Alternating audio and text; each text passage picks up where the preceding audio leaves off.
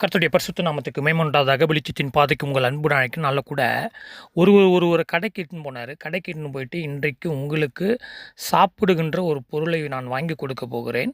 அதாவது முழு கோழி, சுட்ட முழு கோழி உங்களுக்கு நான் வாங்கி கொடுக்குறேன். அதை நீங்கள் கொண்டு போங்க. ஆனால் நான் வாங்கி கொடுத்த இந்த கோழியை யாரிடமே நான் தான் வாங்கி கொடுத்தேன் என்று நீங்கள் சொல்லாதீர்கள். ஏனென்றால் எனக்கு அது பிடிக்காது அப்படின்ற மாதிரி சொல்லி ஒரு முழு கோழியை வாங்கி கொடுத்தார்.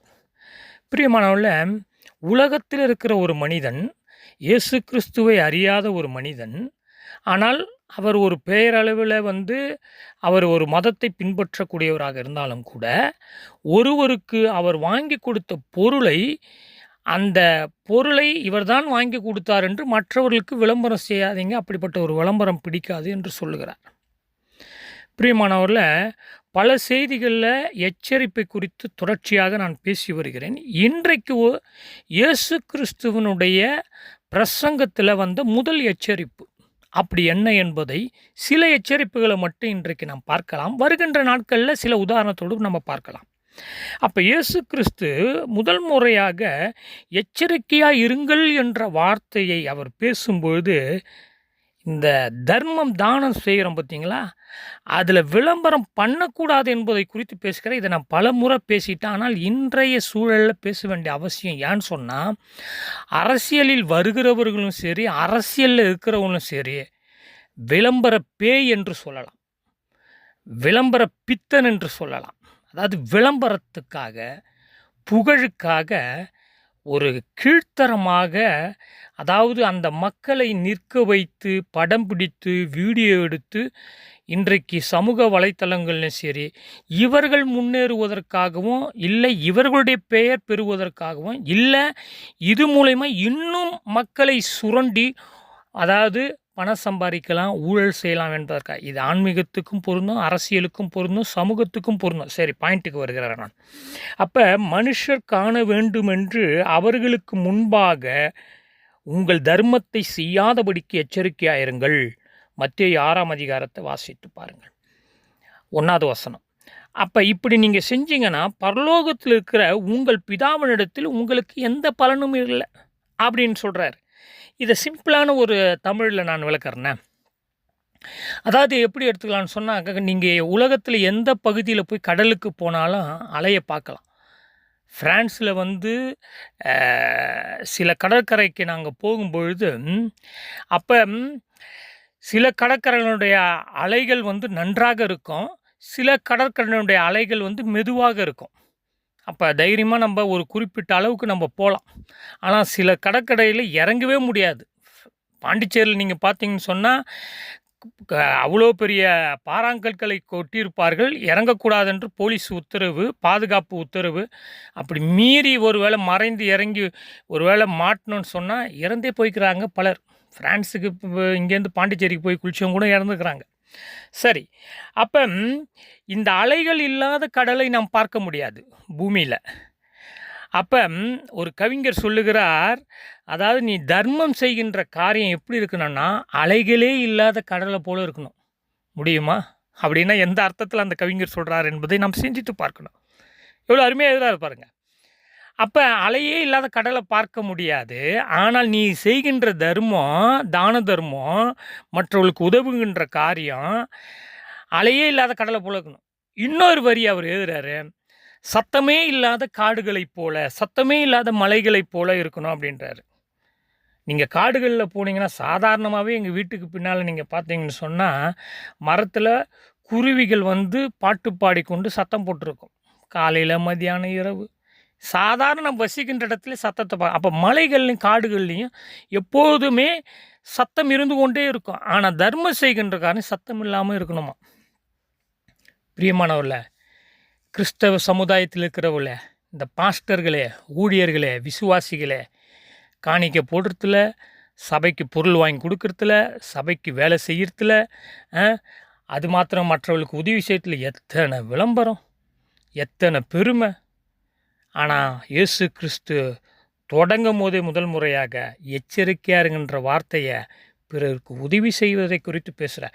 பிறருக்கு உதவி செய்வதிலேயே விளம்பரம் இருக்கக்கூடாது, எச்சரிக்கையாருன்னு சொன்னால் கடவுளுக்கு கொடுக்குறதுல எவ்வளோ விளம்பரத்தை தேடுறாங்க பாருங்கள் மனுஷங்க.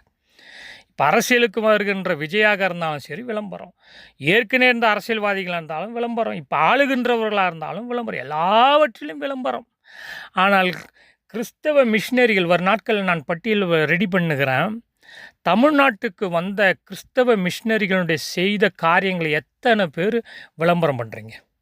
இந்த அரசியல்வாதிகள், இந்த தமிழ்நாட்டை ஆளுகின்ற அரசியல்வாதிகளும் சரி, இப்போ அரசியலுக்கு வருகின்ற விஜயா யாராக இருந்தாலும் சரி, இந்த கிறிஸ்தவ மிஷினரிகள் மூலமாக பெற்றுக்கொண்ட எண்ணற்ற நன்மைகளை எத்தனை பேர் விளம்பரம் பண்ணுறீங்க? இல்லை இந்த இயேசு கிறிஸ்துவனுடைய மகத்துவமான காரியங்களை நாம் எத்தனை பேர் விளம்பரம் செய்கிறோம் மற்றவர்களுக்கு முன்பாக? இல்லை, நம்ம விளம்பரப்படுத்த நம்ம புகழத்தான் தேட இன்றைக்கு நாம் முயற்சி செய்கிறோம், கிறிஸ்தவத்திலும் சரி மற்ற காரியத்திலும் சரி. ஏன் பிரதர் நீங்கள் அடிக்கடி இந்த அரசியலை சேர்த்தே பேசுகிறீங்கன்னு நீங்கள் கேட்கலாம். பிரியமானவர்களே, அரசியல் இல்லாமல் இந்த சமூகம் இல்லை, புரிஞ்சுக்குவோம்.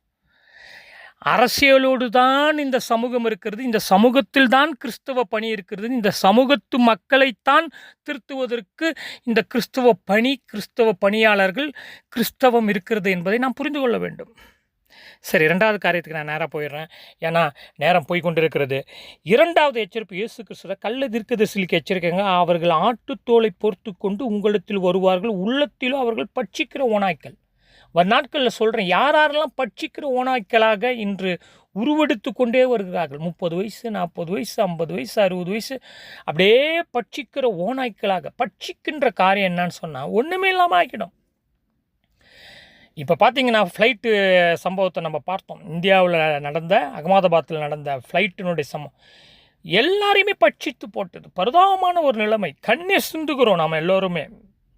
அந்த செய்தியை கேட்கும் போதே பார்க்கும் போது சில உங்களுடைய கண்கள் கலங்குகிறது.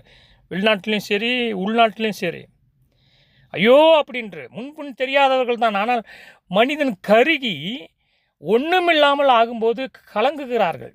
இதை குறித்து நான் இன்னொரு பதிவில் பேசலான்ங்கிறேன். அப்போ இப்படி ஆன்மீகத்தை ஒன்றுமில்லாமல் பட்சிக்கிற ஓநாய்க்களாக, மனிதனுடைய அறிவையும் மனிதனுடைய நம்பிக்கையும் ஒன்றுமில்லாமல் ஆக்கி பட்சிக்கிற ஓநாய்க்களை போல் அவர்கள்ட்ட இருக்கிற பொருட்களையும் அவர்கள்ட்ட இருக்கிற அந்த மேன் பவரையும் சுரண்டுகின்ற ஒரு காரியம், ஏமாற்றுகின்ற ஒரு காரியம். ஆண்டவர் சொன்னார், கவனமாக இருங்க, எச்சரிக்கையாக இருங்கன்னு சொன்னார்.